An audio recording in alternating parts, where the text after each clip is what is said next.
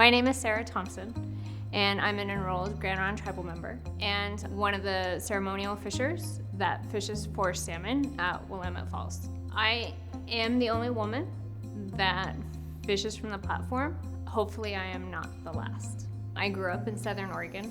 I was always raised with a love and appreciation for camping and hiking and spending time outdoors. So I've always enjoyed those aspects.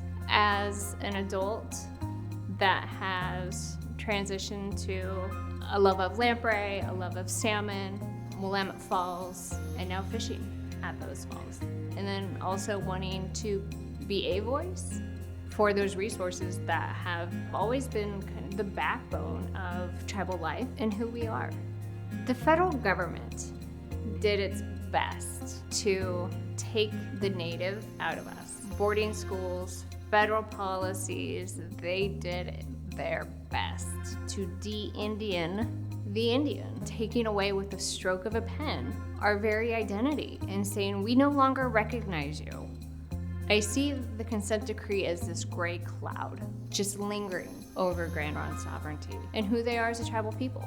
Righting this wrong is about so much more than hunting and fishing.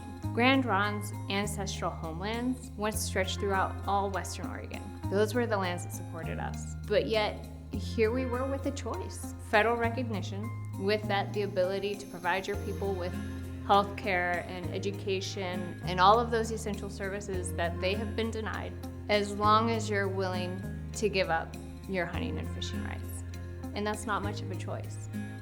It was only a partial restoration. They didn't return us, they didn't restore us as a whole.